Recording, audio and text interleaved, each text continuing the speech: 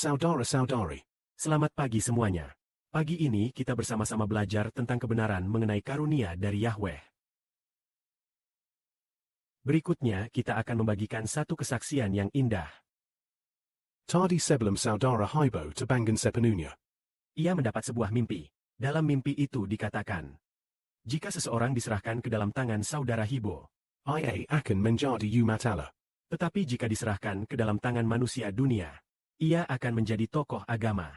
Jadi apakah kita mau menjadi umat Allah dan diselamatkan? Atau menjadi pengganat agama lalu diselamatkan. Kita harus menjadi umat Allah baru bisa diselamatkan.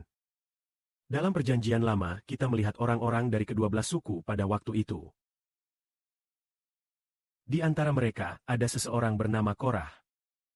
Orang yang bernama Korah itu, karena ia berbeda dengan orang lain, maka ia menjadi seorang pemimpin. Lalu ia menganggap dirinya lebih mulia daripada imam besar Harun. Ia menganggap bahwa Allah bisa, siapa saja bisa menjalankan tugas imam besar. Lalu ia pun menentang Harun. Ia melawan Harun. Ia menentang Musa dan Harun. Maka Musa berkata, memanggil dia untuk berdiri bersama Harun. Lalu, jika Allah memilih dia menjadi imam, maka jika ia mempersembahkan ukupan kepada Allah, Allah harus berkenan. Jika bukan, jika Allah tidak memilih, dia menjadi imam.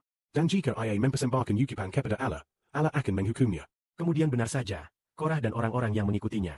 Sebanyak 250 orang bersama-sama memakai pebaran untuk mempersembahkan ukupan kepada Allah. Akhirnya Allah murka lalu membelah bumi dan menelan Korah dan sekutunya. Keesokan harinya, Allah berfirman kepada Musa, memanggil Harun, dan juga dari 11 suku Israel, para pemimpin dari ke-12 suku. Masing-masing membawa tongkat mereka dan menyerahkannya kepada Musa. Maka masing-masing membawa tongkat kayu mereka sendiri dan menyerahkannya kepada Musa. Lalu Musa menaruh tongkat-tongkat mereka di samping tabut perjanjian. Keesokan paginya, Musa melihat ke-12 tongkat di samping tabut perjanjian dan mendapati bahwa satu tongkat telah bertunas, berbunga, bahkan berbuah badam. Lalu Musa memperlihatkan tongkat-tongkat itu kepada orang-orang. Hanya satu tongkat yang bertunas, berbunga, dan menghasilkan buah yang pinyu. Tongkat ini tongkat Harun, imam besar pilihan Allah. Lalu, Allah berfirman kepada Musa, taruhlah tongkat ini di samping tabut perjanjian, sebagai tanda peringatan, agar umat mengerti. Hanya orang yang dipilih Allah yang dapat bertunas, berbunga dan berbuah. Kemudian, sama seperti mimpi saudara Hibo tadi. Bapa berkata, jika orang diserahkan ke tangan orang lain, mungkin mereka akan menjadikannya orang agama.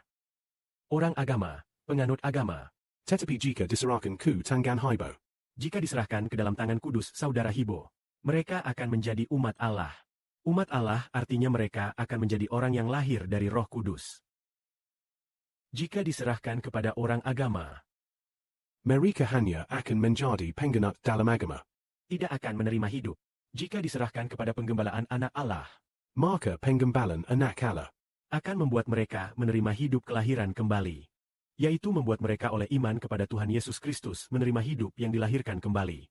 Seperti Tuhan berkata kepada Nikodemus, jika seseorang tidak dilahirkan kembali, ia tidak dapat masuk ke dalam kerajaan Allah. Semua yang datang kepada saudara Hibo, saudara Haibo pasti akan mengembalikan mereka dengan baik. Membuat hati mereka percaya kepada Tuhan menjadi teguh. Membuat mereka oleh iman kepada nama Tuhan Yesus Kristus menerima roh kelahiran kembali dari Tuhan Yesus Kristus. Sehingga mereka menjadi anak-anak Allah yang lahir dari Roh Kudus. Kiranya kemuliaan dikembalikan kepada Bapa dan Tuhan